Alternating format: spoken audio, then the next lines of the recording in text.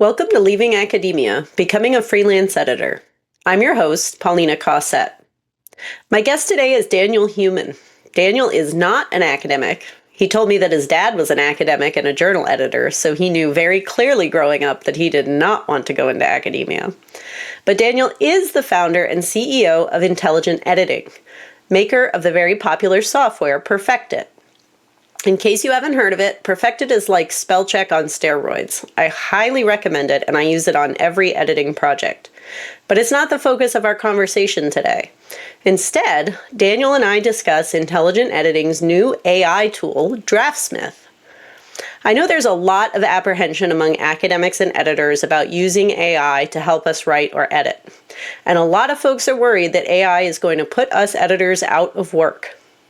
In today's conversation, Daniel explains exactly how his company designed Draftsmith to be a secure tool that doesn't take over the job of an editor, but instead enhances our work by reducing the cognitive load of editing unclear text.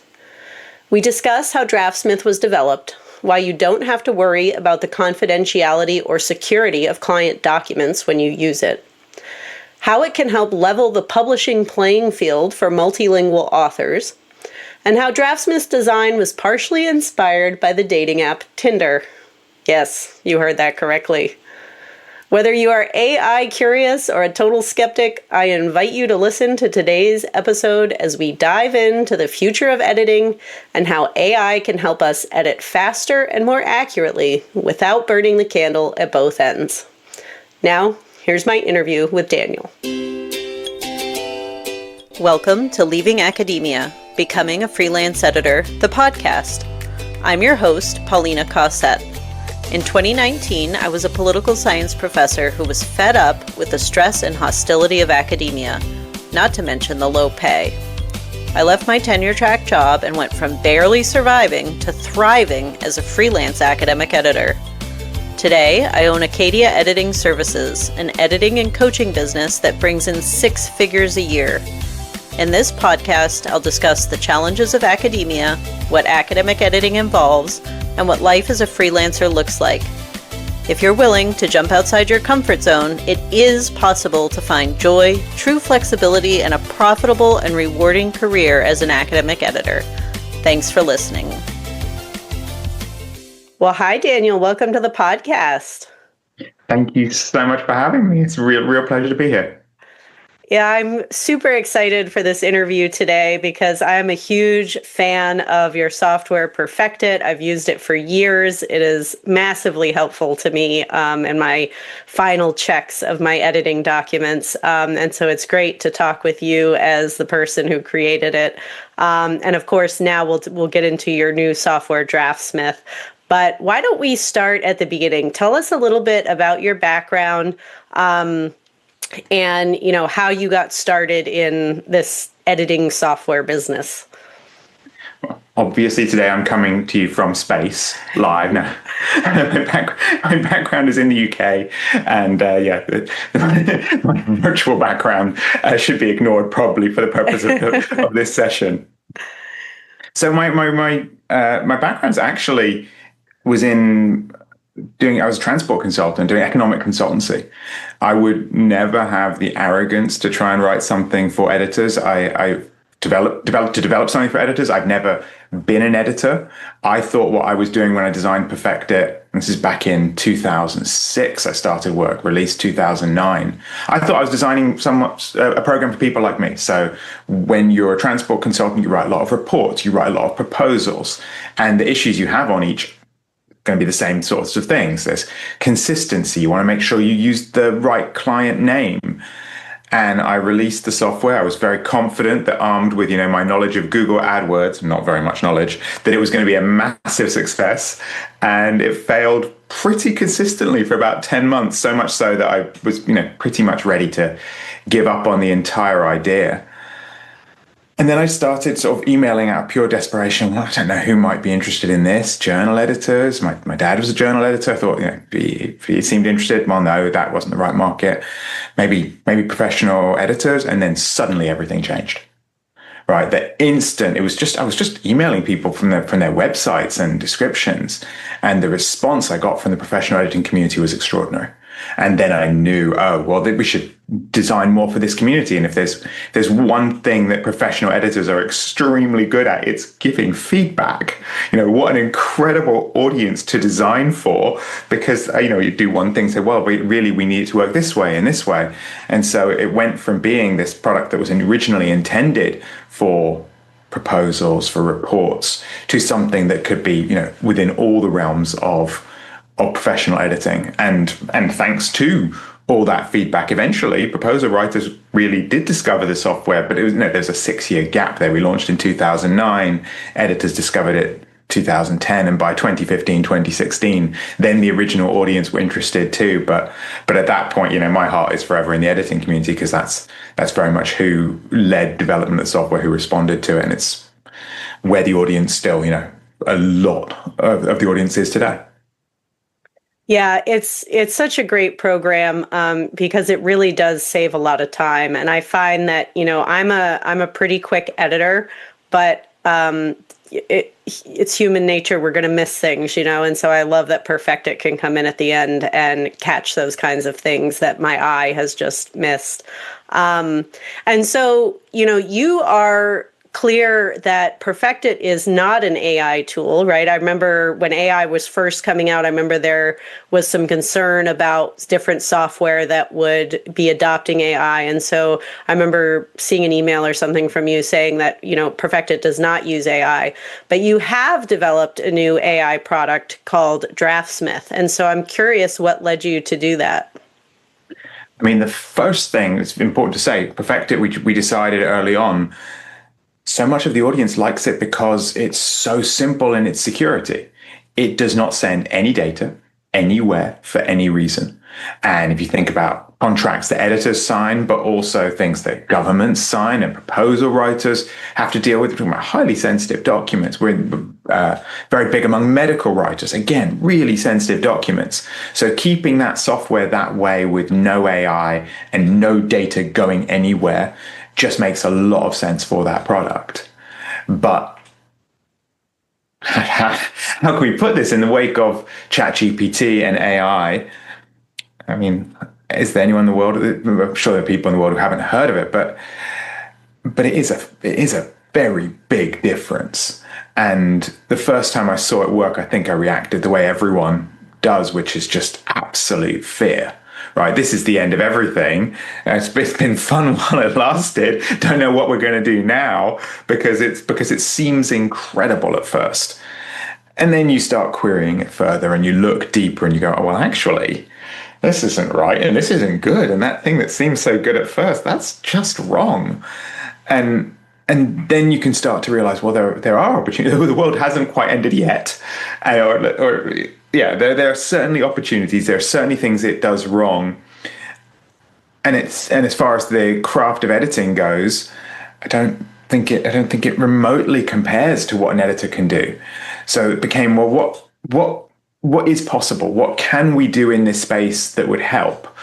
And part through fear, part through experiment, it's like, oh, if you give it a sentence and you tell it just to do edits on an individual sentence, you get results that are way, way better than anything else I was experimenting with. And the instruction I like to use to demonstrate this is the instruction, present my document in plain English, or present this sentence in plain English. If you tell an editor to present this document in plain English, they recognize that's a complex thing, and there's all sorts of questions, and through their professional expertise, they may be able to respond to that command. But an AI... that can mean so many different things to so many different people, and it can't. It can't, and B, to make it worse, it thinks it can. It will always try. It will always try to aim to please. So what it produces is, to any professional eyes, pretty terrible. Whereas with that sentence, a small bounded task, it does really, really well. You make a task small, you make it discrete, you make it contained. The AI is genuinely impressive, and the speed it can do it. And then once you observe that the AI does so well at the sentence level, the question became, how can we use that? Because it's not practical. You as an editor cannot take a sentence out of your document, put it into ChatGPT, tell the AI to do its work, copy and paste it back, and, and expect to be done, this side of Christmas. How can we make a product that takes advantage of that? And that was the inspiration for Draftsmith. Can we bring AI sentence level checking into a form that's actually useful for editors and writers? Yeah, I think it, and you gave me a free trial of it to test it out, which I appreciate. And I think initially I struggled with a little bit because I was looking at the paragraph level, at thinking is like trying to run it the way you would spell check in Word, where you just kind of click through each case. But then I realized after watching some of your very helpful videos, I think the focus really is at the sentence level where you are editing the document the way you would normally. But when you get to a sticky sentence that is giving you trouble, having Draftsmith right there in the right-hand column of the document is super helpful because you can click on it and adjust your settings and see what it suggests. And so for me, at least, that's what I found to be really useful is instead of sitting there with a sticky sentence that I really don't know how to reword, I was able to save that brain power and go over and kind of click through these different options. And often it sees what the author is trying to say better than I do, because sometimes, your brain is just not there with it and you're kind of stuck and you'd come back to it later and figure it out. But here you have that tool to help you see, different ways to phrase things. So I wonder, do you want to say a bit more about what it does? Like how is this program working inside Word? How is it using AI to make these kinds of changes? I mean, let's first talk about what you just said, because what you've captured it really well there, right? The notion of where it helps you is very much what we've heard from users. And I'd add just the slight tweak that no one can be at their best all day, every day. This notion that that language professionals can possibly do that 8 hours a day in and out, it's not realistic. I don't know if you've seen it, but we produced an ebook recently called Perfection Under Pressure. I always get that the wrong way around. If I got it the right way around, perfection, that is the right way around this time on camera. But then, of course, we've seen me question itself. It's hard with the alliteration there. And the idea came from the sort of feedback we got on version 1 of Draftsmith, which was, oh, this is especially good when I'm tired. Right? When your brain is at its very best, you're less likely to have those moments you just described where it's helping. But your brain can't be at its very best all day, every day. And the idea that, every profession has ups and downs. The difference for writers, editors, translators is there's no leeway given for that. Not really allowed to have that, or maybe we are allowed, we don't let ourselves have that that ability to be at 70%, 80%, which is just kind of natural. It's just how the human body works.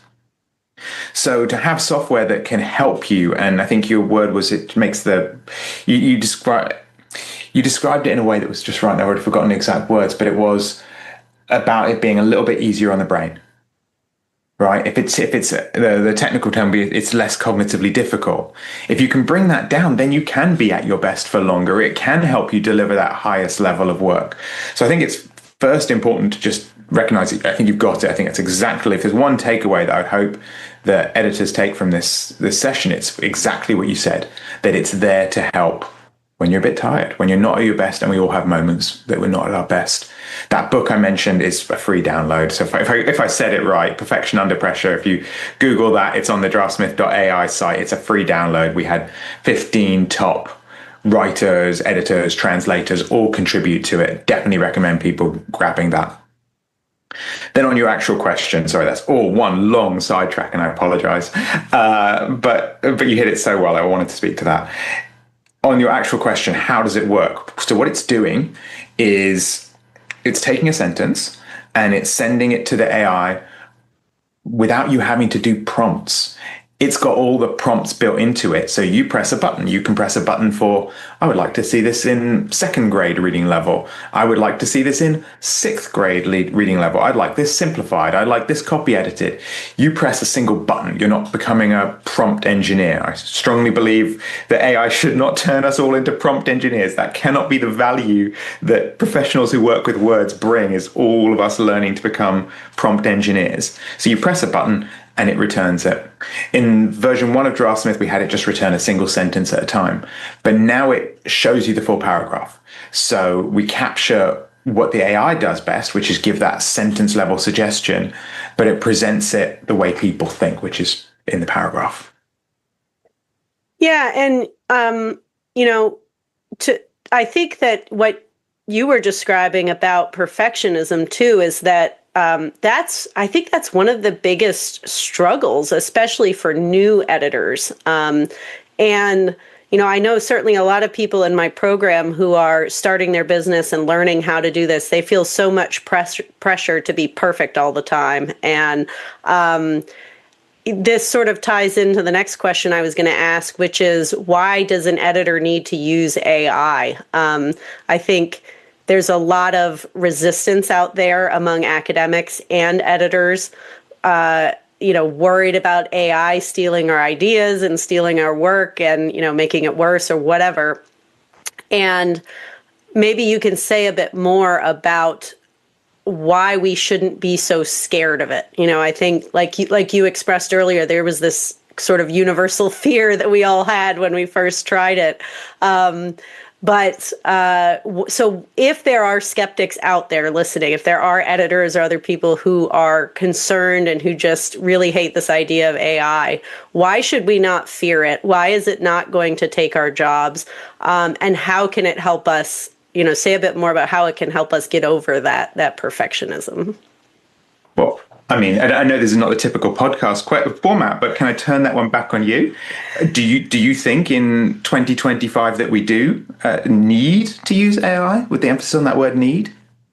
So I have thought a lot about it. And I think that, first of all, I think we need to learn to use it. I think it's not going away. And I don't think that's a cop-out. I think that it's the same as any other new technology where, when computers and the internet came around, I'm sure people were terrified of that. But I think that if we learn to use it properly, if we learn to train these models and we learn to use tools like Draftsmith that you guys have developed, it can make our lives easier. Just like we were saying, we are human. We are going to get tired. We are going to get confused. We are going to need help sometimes, just like we need a calculator to do, higher level math. And so, yeah, I think that just like a calculator cannot solve its own math problems, an AI tool is not going to be able to write a perfect paper, certainly not edit a perfect paper, because there's a lot to be desired. I think you can't just put in a paper to ChatGPT and say, edit this. So yeah, I am not at all afraid that it's going to take our jobs for a lot of reasons. But yeah, I do think we need it. I do think that we are competing with other people who are, the thing that everybody says in marketing is, it's not going to take your marketing job, but it is somebody who uses AI is going to take your marketing job. So yeah, I think it's quite similar with editing. I mean, the funny thing is, I'm not some AI evangelist or even enthusiast in that sense. My immediate answer to your question would have been, I don't think we need to use it yet, but I really like your answer there, which is that we certainly need to be aware of it, learning how to use it. This is, as you said, this is not going away. And our approach is that we are betting big on editors. That's our community, right? And if editors go out of business, then frankly, so do we. So we need to provide the tools that will help to keep editors competitive. And I think the craft of editing absolutely is not going away, right? The notion that well, what kind of content is going to be successful in 2025, 2030? It's going to be the very best content. Anyone can just, go to ChatGPT and get it to produce an essay. But that very best content, what's the first thing you need on that very best content is you need an editor. So that craft is not going away. The craft may change a bit, less time spent on, adding the commas, but how many posts have we all read saying what editors do is not just add the commas? So the craft can change, the craft can evolve because AI makes, as you said, certain parts of it easier, but it doesn't change the overall nature. It doesn't change what it takes to give feedback to an author. I said at the start, right, the idea for this, I was never an editor. Why would I be a bad editor? I haven't got the patience and I'm not good at feedback the way editors are. Those are very, very human skills. And I don't think that changes in an AI world where we can contribute is by making the editor's job as it stands today a little bit easier. As we've already covered, this notion of being under pressure to always be at your best, an impossible standard that way too many editors are holding themselves to. In that ebook, Jamal Pittman is one of the contributors, winner of the ACES Robinson Prize, and his line on this is, "Perfection is a myth." The entire concept that we're going for here is just setting ourselves up for failure. Perfection is a myth. Hope Lafferty, a medical writer, she describes it as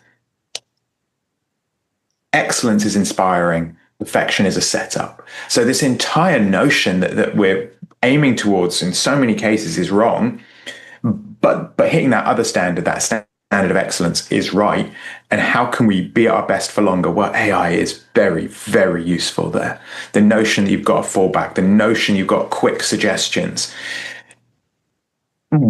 I think every editor is either competing with other editors who use AI or competing with, writers who might try to apply it in their own work. And an editor armed with AI is just so powerful that I don't think they need it, but it's certainly worth experimenting with. And as you said, it's really worth learning to see if it helps, and whether it helps will depend a lot on the kind of editing you're doing. Yeah, and I think, the nice thing about Draftsmith when I was trying it is that I think initially, before I knew what it looked like on the page, you envision that you're going to upload this file to a platform like ChatGPT and it's going to completely rewrite the paper and destroy it or something, and that's not it at all. It really is very similar to like the editing tool in Microsoft Word or the spell check tool. It's very much a case by case. I almost think of it like as an advanced thesaurus or something, like where it's like a sentence level thesaurus instead of a word level thesaurus. And so, yeah, it is not rewriting the whole paper by any means. And something else that I think a lot of people, certainly clients I know, are concerned about is that their work is going to be uploaded to AI. And so you mentioned this briefly earlier, but I wanted to give you a chance to address that, can we be confident that our clients' work is safe when they use a tool like this? Yeah. So the technical process of what is happening is a sentence goes from the machine to a server where it goes into Microsoft Azure's OpenAI service, comes back with a suggestion, which then appears on your computer. There's a bunch of really important safeguards there. One is we're not using any of that for training, and neither is Microsoft. Right? We're not sending the data to OpenAI. It goes to Microsoft and it stops there. And we set it up so that no one on our side can see it. No one at Microsoft can see it. It's not used for any kind of training, any kind of feedback. And then importantly, it's deleted, right? This is not data that's stored anywhere or used anywhere. It goes to the server so it can go to the AI, and then it's gone, right? It's encrypted when it's on the server and then removed. So that makes it very, very safe. Your data is not sitting out in some computer storage center somewhere. It's not in a position where it could ever be used for training. It is gone. So I think that's a lot of safeguards we've built in. I think that's really safe. I mean, if you think about where a lot of documents are stored now is SharePoint, and SharePoint is Microsoft Azure. So we're using very sort of similar, safe, accepted technologies. and approaching that in a way where there's a lot of safeguards built in. And there's one more that I didn't even mention, which is, of course, the only thing that ever goes to the server is the exact sentence or the exact paragraph that you choose to send. So if there is something in a document that is super sensitive and you don't even want to be on Microsoft Azure's OpenAI service for any reason, you just don't check that bit, right? A pricing chart might be the most sensitive bit of certain kinds of documents. Well, we don't check that bit there. That never leaves the computer. So I think it's a lot that's built in, and I do think that's safe. That's really helpful to know that it's done really on a sentence by sentence basis or even a paragraph basis, and that you're choosing what you are querying the system.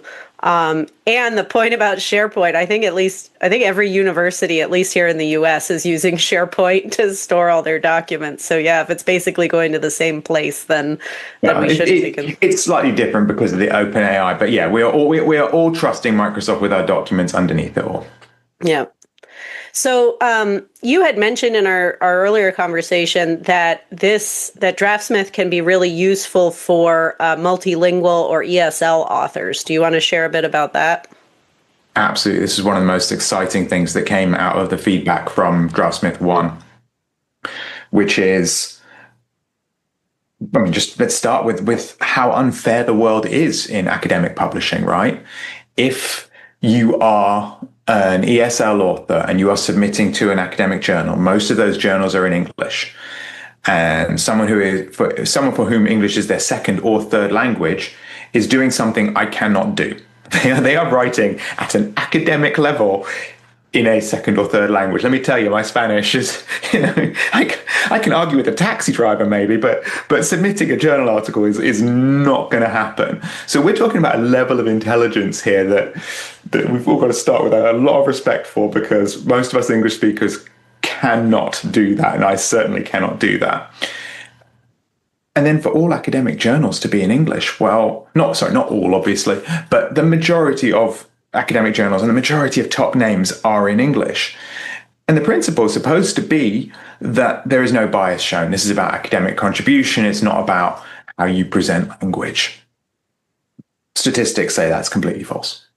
The rejection rates that ESL authors hit, the requests for revisions that they hit, and sometimes it's very extensive and very expensive revisions, that's a real problem. And it shows in publishing rates, just rejected much more. And of course, this is a driver behind academic editing as a concept. We all want to help these authors, but academic editing is expensive, and there's the best solution is always going to be to take it to an academic editor. But there's a lot of papers out there that just cannot get that level of help and cannot afford that. And they want it. So what can be done for them? And I think the fact that people identify Draftsmith as something they can use to get a first go, to get things that are a bit more presentable when they can't afford a full proper edit, can they at least do this? Give a better chance, level the playing field a little bit. If that is something the software can do, then that is truly wonderful. And the early feedback that we've had is that it really can help. It obviously helps the academic editor more. An academic editor understands really precisely what Draftsmith is saying and why something might be a particularly good interpretation of the author's intent. But to the extent that the author can do that, wonderful. And it can save querying too. So why is the AI so good at that? I think it's because the LLMs, the background for them is in translation. And what is very hard for us as people is when an ESL writer is working into English and uses traits from their own language. So the order of words and the use of adjectives, if you're coming from an East Asian language, is very, very different and can be really hard to understand and can lead to a lot of editor queries. Now, an author's not going to get 100% of the time the right thing if an AI gives a suggestion, but they often can tell something closer. So if the AI can get them to a level where they can submit and can hit higher get higher acceptance rates, I think that's really significant. And for the AI, it's not that hard because it's like the easiest translation it can imagine. From English to a slightly better English is way easier than from one language to another. So a kind of edit that's very difficult for us, the AI speeds it up much more for an academic editor than a writer, but can help both. Yeah, I remember when I started out editing, I worked for a lot of editing agencies like Scribendi and other companies like that, and those I think primarily get ESL authors, and probably because either they don't have connections to academic editors who work privately, or they can't afford private academic editors. And I remember occasionally the author would submit the feedback that the peer reviewers had provided them, after they did the review of the paper. And it would say, this needs to be edited to improve the English or something like that. And I would read through a lot of these papers and they really weren't bad, it wasn't perfect. And maybe you could tell that the person's first language wasn't English, but it wasn't a reason to reject the paper outright. And it felt to me like there was a lot of bias coming into play there from these peer reviewers who were knowing that the author was, or sensing that they were not, their first language wasn't English, and they were rejecting it just as, using that as an excuse to reject the paper. And so I love that you've raised this point, and that it's a way of leveling the playing field, because it really isn't fair that we're asking everyone else in the world to write in English. And like you said, they're very intelligent people. We're just asking them to do sort of almost a superhuman thing that most of the rest of us could not do at all. 100%. I should give a shout out to Avi Stayman at Academic Language Experts. He's the one who's really been driving this and who made me aware of that point about leveling the playing field. Yeah. So what do we think? And I know it's tough to predict the future, especially when it comes to AI, because everything's moving so quickly. But given that you're working in this space and you're seeing what's happening and the progress that's being made, what do you think we can expect is coming in the next, 6 months to a year or so? Do you have any predictions? It's definitely not my strong point on this one, for sure. Let's see. I think the number one point to be aware of, for everyone to be aware of, is that emphasis on quality, right? In a world where anyone can create a mediocre ChatGPT article, what matters? And it's got to be hitting that highest level of quality. That's what people want to read. People don't want to read the AI generated stuff. I'm sure we've all read bits of it without realizing it, but you really want to be reading the highest quality thing. So the craft of editing becomes more and more important. Maybe it's not in the next 6 months, but over the course of the next 5 years, I think craft of editing is just so crucial in that. In the next 6 months, certainly for us, I can make pretty good predictions there, which is that we're focusing on something that the AI is terrible at, which is understanding the word style. Style has many different meanings to different people. People think about writing style. They think about house style. Probably in most cases, they think about style in the fashion sense. We are, as you can see, not clearly not my concern. Anyway. Me neither.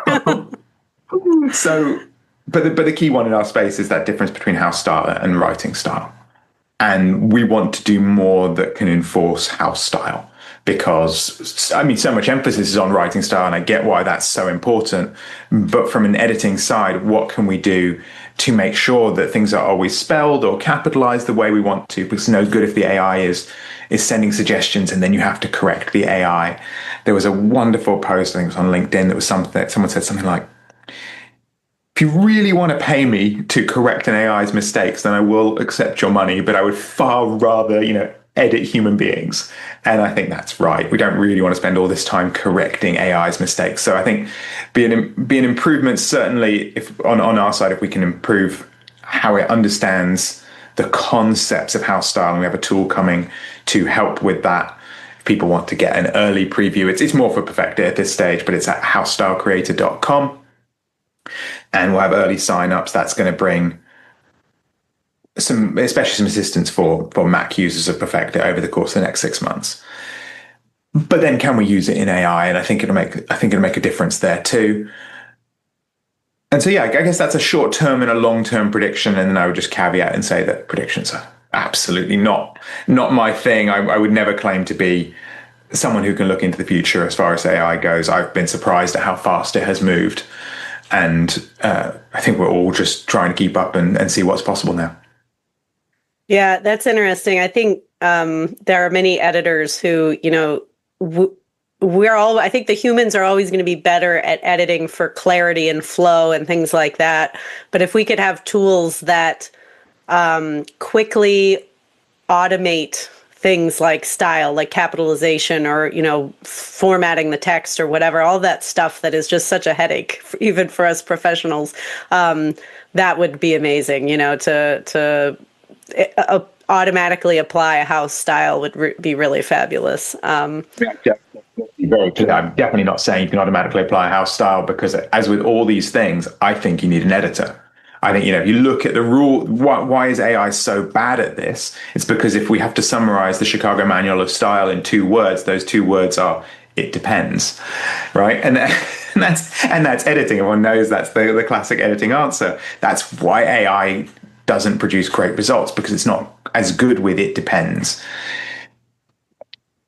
And so everything we do is against that concept of just, automatically apply, send a document, send this. It doesn't work like that. The inspiration for how the interface works with Draftsmith, I'm semi-ashamed, semi-proud to admit, is Tinder. Right, the idea that you can accept or reject and make it as simple as that. Now we don't. There's even a swipe right and swipe left. It doesn't quite work the way Tinder works if you break it down. The parallel falls down. But there is that we built a touch screen in. I don't think editors are going to use it that much, but it absolutely can work with a swiping action. We set the defaults to be different. Accept is don't swipe, but there is a swipe. And nod to, what is what is the most complex human interactions we can have, and how has that been built down into a very, very simple interface of yes, no, and can we bring some of that in, right? Forget sending an entire document, but we can simplify this complex concept of house style into a series of yes and no decisions. That's great. That should be your new marketing line, like the Tinder for editors or something. We strongly considered that, and then realized it is way better shared as a little secret in situations like this. Not quite a secret, but definitely not something to be too proud of. That's funny. Yeah, no, this is great. It's been great talking to you. Is there anything else you wanted to share before we... Not that I can think of, but it's wonderful to be here. Really great to talk about it in more depth. The trouble is with when we do these developments, we'll sit there and, 16 months work, and we won't get a chance to talk about it. And then we'll produce documents where it's hard to explain. It's much easier. I really appreciate the invite here. It's much better to explain it to someone, as with all these things. And I guess, the only thing I would do is shout out again about the book. That's something that it would be easy to forget, I guess, if someone's listening to 2 of us, which was, I hope I get the title right, is Perfection Under Pressure. That is a free ebook. It's got 15 contributors talking about lots of different strategies. AI is only a very small part of it, but how editors can be at their best for longer. And we hope that AI is a small part of that answer. Yeah, and I'll include a link to that in the show notes so people can get it directly from there. And thank you. Where else can people find you if they want to connect or get in touch? I am terrible at social media. I would list all the places, but that's a great way to lose a reply, is to reach out to me on social media. What I would say is that we've grown as a company, and the best thing, if you've got questions about the product or anything we can get in more detail, the team is going to be way better than I am. So support@intelligentediting.com with questions on PerfectIt, questions on Draftsmith.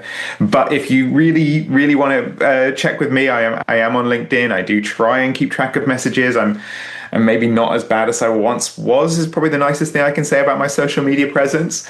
And certainly welcome to reach out. I love hearing from customers. Wonderful. Thanks so much, Daniel. Thank you. Real pleasure to be here. Thank you. Cheers.